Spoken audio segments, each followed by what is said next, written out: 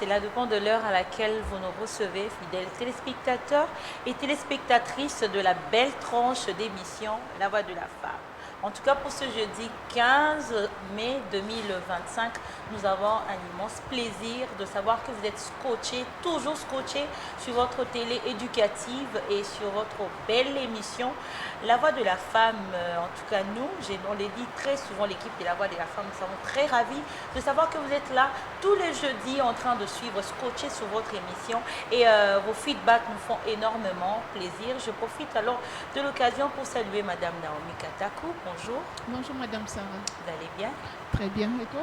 Ça va, tout doucement. Merci beaucoup à nos chers téléspectateurs aussi qui nous suivent. En tout cas, vous êtes dans nos cœurs. Oui, toujours. Toujours dans nos cœurs. En tout cas, merci beaucoup pour votre participation à nos émissions et ça nous fait énormément plaisir. Et sur ces plateaux de La Voix de la Femme, nous ne sommes pas seuls. Comme à l'accoutumée, nous avons toujours des invités, nous avons toujours des nouvelles thématiques ou de nouveaux sujets auxquels nous discutons avec nos invités. Alors, c'est jeudi ou aujourd'hui, nous avons un nouveau invité qui répond au nom de Monsieur Raphaël Kapambu Katukonki. C'est une grande personnalité pour nous et un pionnier en tout cas de l'UDPS que je veux présenter. Il est pionnier, comme je viens de dire. Il est secrétaire national honoraire au sein du parti au pouvoir. L'UDPS, nous avons tous les partis au pouvoir, c'est l'UDPS. Il est initiateur de la dynamique de l'unité pour la survie de l'UDPS. Il est également initiateur aussi du Front populaire pour la défense de la patrie que je salue. Bonjour Monsieur Raphaël Kapambu Katukonki. Bonjour Madame. C'est un plaisir de vous recevoir encore une fois de plus sur les plateaux de La Voix de la Femme. Plaisir partagé Madame. Merci beaucoup de votre présence. Ça fait beaucoup de temps que vous êtes plus passé. Je veux venir et voilà. On a reçu pour vous encore une fois de plus M. Raphaël Kapambu Katukonki, avec qui nous allons discuter aujourd'hui des enjeux de l'heure. Et ça fait partie de La Voix de la Femme. C'est pas que nous sommes vraiment dedans, mais ça fait partie de La Voix de la Femme, ça fait partie des actualités de notre pays et nous avons le devoir d'en parler, nous avons le devoir de discuter sur cela. Mais avant que nous puissions entrer dans les vifs de notre sujet, Monsieur Kapambu, nous avons entendu encore que vous avez décerné un autre prix. On veut savoir c'était lequel de prix et pourquoi le choix a été porté sur votre personne. Merci beaucoup Madame d'abord pour l'invitation. Vraiment, c'est comme vous l'avez dit vous-même, ce n'est pas la première fois. Et c'est à cause des occupations que nous avons souvent qu'on n'a pas le temps de venir. Et je tiens encore une fois à rendre grâce à l'Éternel parce qu'il nous a gardés depuis la dernière fois que je suis passé jusqu'aujourd'hui. Oui. Vraiment, il nous a gardés protégés. En 2024 ou 2024 au 2024. 2024 au mois d'août, c'est pas quelque chose. Ok. Donc, ce grand Dieu-là nous a protégés, vraiment, qu'il soit glorifié. Oui, effectivement, j'ai encore reçu un prix. Un prix qui m'a été décerné par Maxi Agency Event, une agence qui prime des personnalités, des sociétés, des entreprises par rapport au travail qu'ils font. Alors moi, j'ai été primé dans la catégorie politique. Par rapport au travail que je fais, je suis un politicien. Alors, c'est surtout par rapport à mon initiative. Si je peux bien prendre, c'est par rapport à ce que je fais avec la dynamique que j'ai continué avec le Front populaire. Voilà, c'est pas une suite. Parce que tout ce que je fais là, c'est par rapport à mon engagement au sein de l'UDPS et qui fait qu'avec tout ce que j'ai appris auprès de Tshisekedi Mulumba, et ça a mis en moi certaines valeurs qui font qu'à chaque fois qu'il y a une occasion, qu'il y a une situation, j'essaie toujours de répondre et prendre la situation qu'il faut pour répondre à cette situation-là. Alors, le Front populaire pour la défense de la patrie, oui, c'est ça qui a prévalu à ce que je sois primé. Ces fronts-là, c'est par rapport à la situation du pays. Situation du pays où vous savez que notre pays est agressé et il a été même occupé dans une partie de son territoire par par des étrangers. Alors, on a réfléchi, on a trouvé que ce qui arrive là, par rapport à notre pays, ce n'est pas seulement la faute de l'étranger, mais il y a aussi une part de responsabilité de nous Congolais. Oui. Voilà. Donc, on ne peut pas toujours s'attaquer aux étrangers, parce que les étrangers ils trouvent chez nous des facilités de pouvoir nous agresser, de pouvoir nous exploiter. Et c'est là où le Front populaire pour la défense de la patrie intervient pour maintenant travailler au niveau du peuple congolais. Qu'est-ce qui fait que ces étrangers trouvent chez nous des facilités? Donc ces faiblesses-là qui sont en nous, c'est là où nous allons travailler. Donc pourquoi est-ce que le Congolais est corruptible? Pourquoi est-ce que le Congolais est tribaliste? Pourquoi est-ce que le Congolais a de la haine envers son propre frère? Pourquoi est-ce que le Congolais n'aime pas le Congo? Vous voyez, c'est toutes ces choses-là sur lesquelles le Front va essayer de travailler auprès de nos populations. Pourquoi est-ce qu'au Congo, les hommes politiques, ceux qui sont au pouvoir, ils sont réputés corrupteurs et ils sont réputés détourneurs des biens publics? Et pourquoi est-ce qu'ils le font? Et pourquoi est-ce qu'ils le font dans l'impunité? C'est parce qu'ils savent que nous avons un peuple qui accepte cela. Un peuple qui, si je peux entre guillemets, qui est naïf. Vous voyez? Parce que c'est comme on dit, il y a une adage qui dit que chaque peuple mérite ses dirigeants. Vous voyez? Alors, et c'est là où parfois c'est paradoxal. Comment un peuple qui est à 99% chrétien, des gens qui croient en Dieu et qui croient en Jésus-Christ, comment ce peuple-là peut être aussi corruptible et aussi prêt à vendre sa patrie? Oui, qui n'est pas prêt à défendre sa patrie, mais un peuple chrétien, mais qui est tribaliste, qui a de la haine, et toutes ces antivaleurs-là, c'est là où nous allons, avec le Front, essayer d'aller vers le peuple pour expliquer, pour que ce peuple puisse comprendre, prendre conscience de la situation, afin de ne pas laisser la voie ouverte aux étrangers. Vous voyez, moi je donne toujours l'exemple d'une famille, de la sorcellerie. Un sorcier de l'extérieur ne peut jamais venir opérer dans une famille s'il ne trouve pas un autre sorcier dans cette famille-là. Qui va lui ouvrir la porte. Et la preuve est là, vous voyez que ces étrangers-là, ils ne viennent pas eux-mêmes. Il y a toujours devant eux des Congolais. La preuve est là. Depuis la FDL jusqu'à aujourd'hui, ce sont des Congolais qui sont devant. Vous comprenez? Donc, ces étrangers profitent de nos faiblesses. Et nous allons maintenant essayer de voir avec le peuple comment on ne peut pas changer ces paradigmes. Comment on ne peut pas, le peuple congolais ne peut pas aussi prendre conscience de cela pour se faire, parce que nous sommes des chrétiens. Mais ce que nous allons faire à l'église, là, ça sert à quoi? Il y a quelque part où on dit que c'est de l'intérieur que sortent tous ces problèmes-là. Donc, il faut qu'on travaille par rapport à ça et que le peuple prenne conscience. Le jour où ces politiciens, ces hommes politiques qui détournent les biens de la population au détriment de la population, le jour où ils sauront que le peuple congolais est debout et prêt à défendre ses intérêts, ils ne le feront pas. Vous voyez?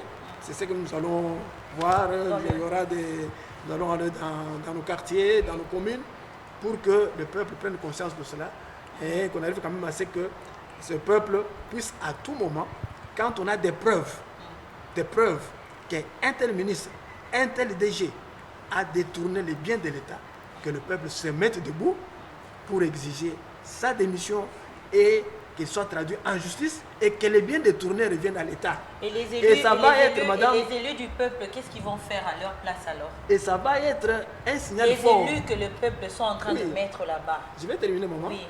Ça va être un signal fort par rapport aux étrangers et aux investisseurs. Quand ils sauront que non, le peuple congolais est prêt à défendre ses intérêts. Alors, les élus, je ne sais pas, les élus par rapport à quoi?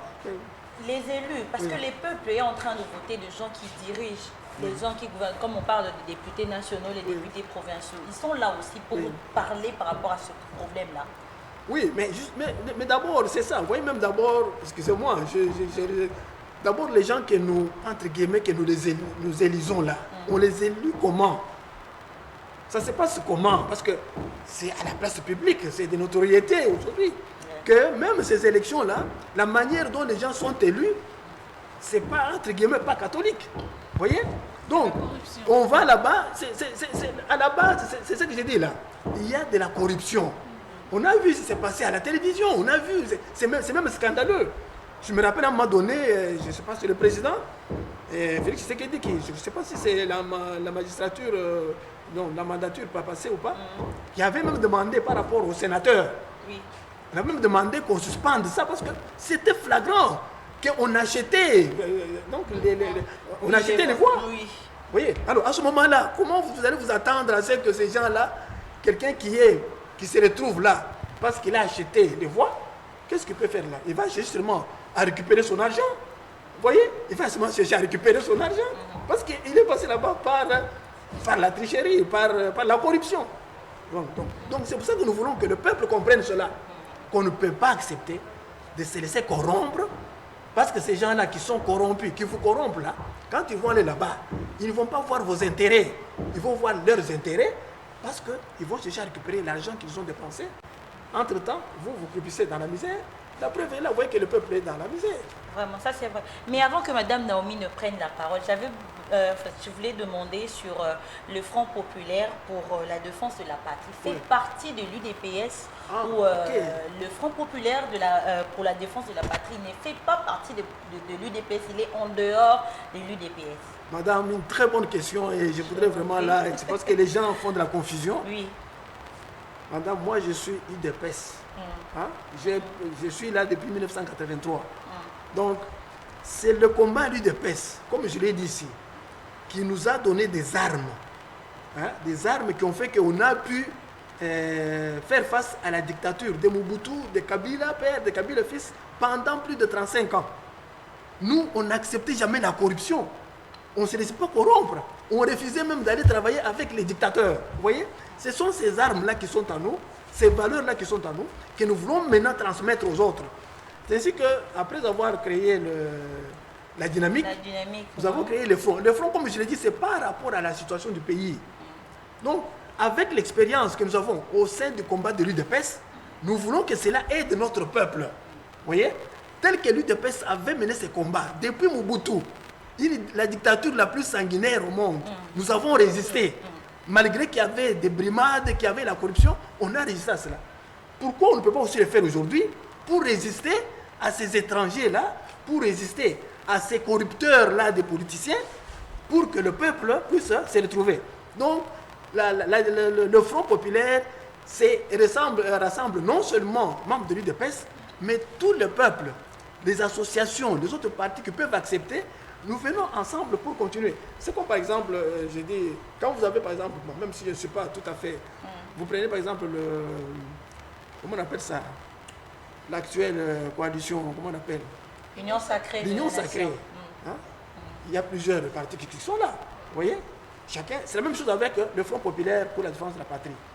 Parce que ça concerne notre peuple. Hein? Ce n'est pas seulement l'UDPS. Mais il y a l'UDPS et les autres. Mais moi, en fait, comme socle. Ce qui me tique un peu, s'il vous plaît, monsieur Raphaël, c'est pourquoi pas renvoyer seulement le Front populaire pour la défense de la patrie dans UDPS. Comme ça, vous marchez avec UDPS, c'est UDPS qui est au-dessus, et vous partez comme ça et vous créez un autre front et tout. Non, mais exactement, c'est ça. C'est ça. Le front a pour socle l'UDPS. Vous voyez, l'UDPS, nous sommes là, les combattants sont là, ils se battent pour ceci. Parce que même là aussi, vous avez vu même certains membres de l'UDPS qui sont aussi dans ce puisque dans l'UDPS, là, il y a beaucoup de choses qui se passent dans ces partis au pouvoir. Voilà, justement, nous voulons maintenant aller puiser dans les valeurs qui étaient à la base de la création de l'UDPS. Et ces valeurs qui sont aujourd'hui, qui sont en train d'être bafouées, d'être foulées aux pieds.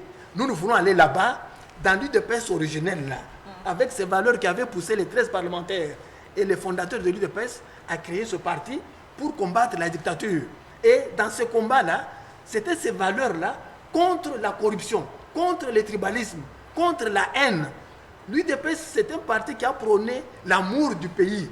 Voilà pourquoi Etienne Tshisekedi Moulumba, de tout son combat, il n'a jamais accepté d'aller en exil. Vous voyez, il a mené son combat ici au Congo jusqu'à sa mort. Vous voyez, et il n'a jamais voulu aller. Combien de fois on n'a pas mené des gens pour le corrompre? Papa Raphaël, monsieur Raphaël, unifier UDPS. Madame Nomi, vous avez mais justement, madame, il y a la dynamique pour l'unité et la survie. Non, mais il faut que dans l'UDPS, moi je fais unifier UDPS, c'est UDPS. Vous avez toutes les fonctionnalités dans l'UDPS. Oui, combien même vous pouvez avoir le front et puis vous pouvez avoir la dynamique, mais UDPS, c'est vous. Vous êtes un pionnier de l'UDPS. Essayez de rapprocher UDPS, que UDPS soit un parti honorant, un parti qui représente le président de la République. Il y a trop du désordre dans l'UDPS. Moi d'ailleurs, je profite, vu que vous avez déjà la parole, vous venez de dire tout à l'heure que l'UDPS, depuis l'époque du fait Tshisekedi, vous avez marché avec lui avec des valeurs. Aujourd'hui, l'UDPS, il est au pouvoir. Est-ce que parmi les militants de l'UDPS qui sont au pouvoir, est-ce qu'ils marchent avec ces valeurs? Non, là, je ne suis pas venu pour faire le procès de l'UDPS ici. C'est un parti politique. Oui. C'est comme dans une famille. Il peut y avoir des problèmes. Mais vous êtes un pionnier. S'il vous plaît, madame, je réponds à la préoccupation. Oui. Il y a toujours... C'est pour cela que nous sommes debout. Vous comprenez? C'est pour ça que nous sommes debout. C'est parce que même la population constate que les choses ne marchent pas comme il se doit. Oui. Même le président, on sent qu'il est pratiquement seul. Vous voyez? Alors, parmi nous, il y en a qui ont ces valeurs-là, il y en a qui n'ont pas ces valeurs-là. Et vous savez, parfois, quand on est devant le pouvoir, face au pouvoir, c'est comme on dit, le pouvoir corrompt. Vous voyez? Il y en a qui se sont laissés aller par le gain facile, avoir de ceci, cela. Mais nous autres, nous sommes là. Nous voulons, effectivement, madame, revenir à ces valeurs-là. Et c'est possible. Et nous voulons profiter du fait que le président de la République est là, un Tshisekidiste, et vous sentez qu'il a besoin des gens qui peuvent l'aider à ce que le projet de ceux du parti, le peuple d'abord, puisse être concrétisé. Et nous sommes là pour cela, madame. C'est pour ça que nous avons créé la dynamique pour l'unité et la survie de l'UDPS. La survie de l'UDPS. Survivre comment? Survivre dans le sens que ce combat qui a été commencé depuis 1983, qui avait fait que l'UDPS devienne l'espoir du peuple congolais, que cet espoir puisse renaître, que le peuple puisse avoir confiance en ce type de personnes. Maintenant, le front pour la défense de la patrie, ce n'est pas un autre parti, non. C'est sur une autre dimension. La dimension de la nation, le fait que notre pays est en train d'être agressé et que cette agression, ces attaques extérieures trouvent du terrain, trouvent des champs au sein de notre population, de notre peuple. Parce qu'il y a, si vous voulez trouver des brebis galeuses qui sont là. Ouais. Alors, comment faire cela? Il faut commencer par travailler la conscience de ce peuple-là. Voyez? Parce que tout part de cette conscience-là. Qu'on prenne conscience du danger qu'il y a, d'abord, à noyer entre nous-mêmes, qu'il y a à être corruptible. Voyez? Qu'on comprenne cela. Ce sont des choses qui doivent... C'est pas facile. Mais je pense qu'avec le temps, vous savez, dans la Bible, on dit, un seul juste peut sauver toute une nation. Imaginez-vous si nous pouvons trouver dans notre peuple ici des personnes comme Félix Tshisekedi Tshilombo, qui est quand même pour moi, en tout cas pour moi, quelqu'un qui s'il a avec lui des personnes, des cadres capables de le soutenir dans ce qu'il fait, de marcher dans la ligne de conduite telle que cela a été présenté par les fondateurs du parti, je crois que ce pays peut changer en un rien de temps et nous pouvons reprendre la place qu'il faut. Merci beaucoup, Papa Raph Kapamukatkonki. Alors, une autre question par rapport au Front populaire pour la défense de la patrie. Je me souviens, vous avez tenu une conférence de presse annonçant la mise en place de ces fronts. Et après, vous avez aussi annoncé, donc vous avez lancé officiellement ces fronts. Et après, d'après les actualités, nous avons aussi il y a cela quelques semaines passées où notre pays, représenté par la ministre des Affaires sociales et le représentant aussi du pays, du Rwanda, qui ont signé des accords de principe.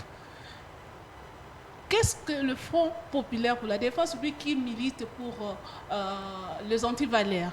Parce que même si on a signé ces accords-là, est-ce que c'est avantageux seulement pour nous, la population de la RDC, ou soit c'est avantageux dans les deux pays? pour les deux pays plutôt. Oui, merci beaucoup, madame, pour la question. D'abord, dans un premier temps, il y a, nous, c'est le Front populaire, c'est par rapport à notre pays. Oui. Il y a le Front diplomatique, qui est madame Wagner Kaikwamba, que je salue, que je félicite. Vraiment, c'est une dame qui a fait que notre pays puisse se relever, oui, et que notre pays puisse avoir sa place dans le concert des nations. Il y a le Front diplomatique qui est mené et qui est aussi à la base de beaucoup d'avancées, que nous reconnaissons aujourd'hui.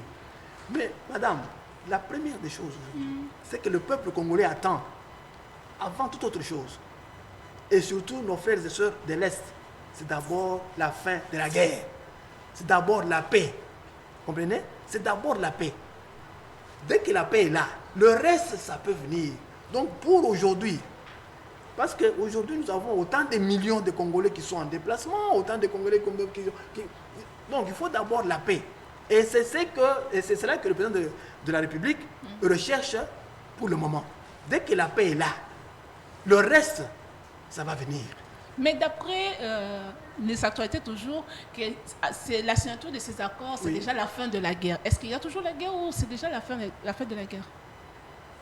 Madame, moi, tel que vous me voyez là-bas, quand je vois la situation de notre pays, moi, je vois ça à une double dimension. Okay. Bon, il y a une dimension que nous voyons tous là. On peut dire, oui, ils sont encore là. Je vous rappelle, madame, vous avez été à la conférence de presse que j'avais tenue le 15 février 2025. Oui. Pendant que Goma était déjà tombé, oui, et qu'on avançait vers Bukavu. Oui. Le 15, j'avais déclaré ceci. C'est à Matongé. Oui. J'avais dit, nous allons gagner cette guerre. Et les Rwandais allaient rentrer chez eux. Je crois que vous étiez là, oui, il y en avait peut-être qui m'avaient pris pour un fou. Parce qu'on annonçait la chute de Bukavu, de Kindu, etc. Même Kinshasa était déjà en ébullition ici. Mais moi, je vous disais qu'on allait gagner la guerre et que les Rwandais allaient rentrer chez eux. Mais alors, quand je le disais là, les gens ne comprenaient pas. Donc, c'est pour vous dire quoi? Pour moi, dans la dimension où je suis, la guerre est déjà terminée. La guerre est terminée. Non, la guerre est terminée. Parce que vous avez vu vous-même. Des négociations. Mais oui, il faut passer. Non, on a négocié quoi? On a renégocié. Vous avez vu vous-même que les conseils de sécurité, qui jusqu'à ces jours-là, étaient toujours contre le Congo, la RDC. Mais tous les conseils de sécurité, les 15 membres, ont voté à l'unanimité pour les sanctions contre le Rwanda. Mais c'est la fin de la guerre. C'est terminé. Tout ce qui s'est fait maintenant, c'est comme on dit. Quand vous avez blessé un serpent ou quoi, il peut faire ce qu'il fait là-bas. C'est tout simplement, c'est comme la maladie. Quand la maladie vient dans un corps, c'est rapidement, paf, vous avez la fièvre, vous avez la malaria. Mais pour que la maladie puisse partir, il faut du temps. Vous voyez? Mais la maladie est en train de partir. C'est fini la guerre. C'est terminé. Mais bon, Monsieur Kapangou Katukanki, nous avons vu sur les actualités, nous avons vu certains diasporas rejoindre l'équipe de Nanga. Je crois que c'était cette semaine, je crois que ça peut être mardi ou lundi, ou bien c'était la semaine dernière. Rejoindre Nanga pour encore reconstituer une équipe contre la République démocratique du Congo. Qu'est-ce que le Front populaire pour la défense de la patrie peut faire en ce moment-là? Non, maman, ne confondez pas le Front populaire avec... Non, vous êtes en train de parler avec le peuple. Oui. Vous êtes avec les peuples, les bas peuples. Ok, d'abord, madame, je vais dire ceci. Alors, si ces gens-là, si ce sont des Congolais, je regrette. C'est pourquoi je vous ai dit ici que nous devons d'abord travailler la conscience de l'homme congolais. Vous voyez? Parce que quand vous regardez ce qui se passe à l'Est, ce sont nos frères et sœurs qui sont massacrés chaque jour ici. Et vous trouvez un Congolais digne de ces noms. Allez rejoindre encore ces gens-là. Vous voyez? C'est là où nous parlons de la haine. Pourquoi ils vont? C'est une haine tout simplement par rapport à celui qui est au pouvoir aujourd'hui. Vous voyez? C'est de la haine tout simplement. Parce qu'un Congolais digne de ces noms, il voit que ses frères et sœurs sont en train d'être massacrés par ces gens-là. Et vous allez... C'est ça que j'ai dit ici. C'est pourquoi commençons d'abord par travailler nous-mêmes les Congolais. Et que nous enlevions de nous toutes ces antivaleurs-là qui font que nous sommes affaiblis. Parce que normalement, on ne peut pas aujourd'hui entendre qu'un Congolais digne de ces noms va encore pour rejoindre ces gens-là. Ok. Mais comme je vous dis, ils y vont, mais c'est terminé parce que le Congo, la RDC, est en train de se remobiliser. Hein, et vous allez voir, c'est terminé. Vous entendez encore, oh, nous voilà, Kinshasa, il y a eu ceci. C'est terminé cette histoire-là. Merci Donc, beaucoup, Papa Raphaël Kappa. Une autre question. Nous avons suivi des actualités, parce que nous parlons que des actualités. Il y a un ancien membre du gouvernement qui, après avoir quitté le gouvernement, il a fait une sortie médiatique où il a, je peux dire, il a avoué, pas dénoncé, mais il a avoué ce qu'il lui faisait aussi, mais il l'a avoué. Je ne sais pas, on sous-attend qu'il est aussi membre de l'UDPS. Alors, dernièrement, il y a eu des consultations qui ont été lancées par le chef de l'État, par le canal de son conseil spécial en matière de sécurité, où on doit renouveler le gouvernement dans quelques temps, la classe politique, voilà. Alors, il y a aussi les gens de l'UDPS qui ont été consultés, qui ont donné aussi leurs avis. Est-ce que vous pensez, avec la mise en place de l'UDPS et du Front populaire pour la défense de la patrie, avec vos démarches que vous allez entamer, pensez-vous que cette démarche-là, ça sera seulement pour d'autres personnes, en fait, de ces membres-là qui sont dans le pouvoir, ou bien ceux-là qui sont dans le pouvoir? Parce qu'on voit le cas de l'ancien ministre en question. Il a été accusé dans un dossier là sur l'histoire de facturation et consort. Mais le Front populaire devait aussi suivre aussi une telle personne. Pourquoi il faut suivre seulement la personne qui est au pouvoir ou la personne qui est déjà sortie du pouvoir? Bon. Madame, là, vous avez posé 2 ou 3 questions là. Je ne sais pas par où il faut commencer. Bon, je ne sais pas par où il faut commencer. Par rapport... ce que vous pouvez. Non, le Front populaire pour la défense de la patrie, c'est d'abord un éveil de conscience. Il faut que le peuple congolais prenne conscience de ce qu'il a comme valeur. Et ces valeurs qui peuvent faire que ce peuple joue son rôle. Quel est ce rôle? Qu'il comprenne quels sont ses intérêts et qui sont ceux-là qui travaillent contre ces intérêts-là. Voyez? Et que lui puisse maintenant se mettre debout pour barrer la route à ceux-là qui sont en train de jouer contre son intérêt, qui font que ce peuple puisse continuer à croupir dans la misère. Donc, c'est une prise de conscience de ce peuple-là. C'est un travail que nous commençons maintenant. Donc, vous voyez, et nous allons aller, comme je le dis, dans la base, dans nos bases respectives, dans nos quartiers, dans nos communes, pour que ça soit une histoire du peuple. Que le moment venu, quand il faudra se mettre debout, que le peuple se mette debout pour défendre ses intérêts. Vous voyez, que ce soit au moment où on va mettre ça en place, où on va commencer, que ce soit les gens qui sont là, ou ceux qui sont, on va le faire. Vous voyez, mais ça sera dans une dynamique qui va pouvoir que ce ne soit pas quelque chose de ponctuel. Pas de ponctuel. Que ce soit une situation qui va faire que le peuple congolais va réellement se mettre debout pour l'avenir de son pays et son développement. Vous voyez? Maintenant, quand vous parlez de le ministre qui a déclaré, il a déclaré, mais moi je me dis, mais quand il était là, il n'a pas dit. Vous voyez? Quand il bouffait là avec les autres, comme il le dit là, il n'a pas dit. Donc, excusez-moi, c'était lâche. Oui, parce que moi, à sa place, si moi je me disais que non, je ne peux pas faire ça. C'est pourquoi on dit que la conscience de l'homme congolais. Vous voyez, si c'est qu'il a dit là, si c'est lui qui l'a dit, je ne sais pas. Hein? Si c'est lui qui l'a dit, parce qu'il semble qu'on a même un peu. Mais s'il a dit ça, vous voyez? Et il est dit pendant qu'il n'est plus là. Mais c'est de la lâcheté. Vous voyez? Oh, c'est ce que nous ne voulons pas. Il fallait, s'il devait être un vrai Congolais, digne de ses noms, un patriote, il devait dénoncer et démissionner. Hein? Comme Bounda Boulou l'avait fait à son époque. Et c'est là où les Congolais sont faibles. Hein? C'est pas devant l'argent les Congolais faibles. Vous voyez, quand il est là-bas, il voit des millions. Ses intérêts d'abord. Lui il dit que non, il n'est pas d'accord. Entre-temps, il bouffe. Merci il attend, beaucoup. maintenant il dit non, pour moi ça ne compte pas, moi je m'en moque. Merci en tout cas, M. Kappa. Moi j'aurais voulu qu'on continue parce que j'ai beaucoup de questions d'actualité. Oh là là, le temps nous est imparti, mais en tout cas, le temps nous est imparti. Nous, le temps pour nous est imparti parce que nous avons encore un deuxième invité. Appelez-moi un autre jour. Le plateau. J'aimerais que vous puissiez revenir pour que nous puissions en parler vraiment en long et en large. Parce qu'il y a beaucoup de questions, même sur ce qui va être voté aujourd'hui au Sénat par rapport à la levée des immunités de l'ancien président Joseph Kabila. J'aurais voulu vraiment que vous puissiez parler de ça, mais malheureusement, votre tout dernier mot, M. Kapambou, par rapport à tout ce que nous avons parlé et au Front populaire pour la défense de la patrie. Et je crois que prochainement, vous allez revenir pour avoir plus de détails, plus de temps pour discuter. D'accord. Non, vraiment d'abord, je tiens à remercier ce plateau pour cette occasion que nous vous donnez, parce que c'est par des occasions comme ça, par des voix comme ça, que ce que nous allons faire sera aussi rendu à la population, tout ça, vulgarisé. Et ce que nous voulons, c'est demander à notre peuple, et tout cela avec nous sommes dans la dynamique pour l'unité du parti, et qui est le socle de ce que nous allons faire avec le Front populaire, pour dire que il faut croire en ce que nous faisons, que ce peuple est capable. Le peuple congolais, c'est ce peuple qui avait chassé Mobutu de ce pays, du pouvoir.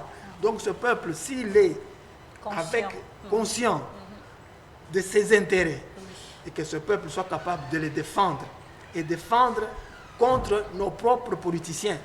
Hein? Et quand ces politiciens sauront que le peuple est vigilant et qu'il peut se mettre debout pour défendre ses intérêts, ils ne vont pas continuer à faire ce qu'ils font là. Voilà. S'ils le font, c'est avec notre complicité. Parce que c'est nous-mêmes, peuple congolais, qui voyons que les gens sont en train de détourner des millions et qui demain, quand ils passent dans nos rues, nous applaudissons Moupao, Mouperezo. Nous-mêmes là. Donc, commençons d'abord par nous-mêmes prendre conscience et nous mettre debout pour dire non à ce genre de choses d'abord, et puis commencer à aimer notre pays, aimer notre prochain, aimer le Congo, nous départir de la corruption, du tribalisme qui nous détruit. Merci beaucoup, M. Kapambou Katoukan, qui en tout cas pour ces derniers mots qui est très touchant, le peuple congolais, unifions-nous et défendons notre patrie contre ceux qui en veulent à notre patrie. Je crois qu'avec les enjeux politiques, nous mettons un terme à cette émission, mais je crois que Bruce, vous êtes d'accord avec moi et puis on va revenir sur ces plateaux. Merci beaucoup, M. Raphaël Katoukan. Merci. De tout cœur.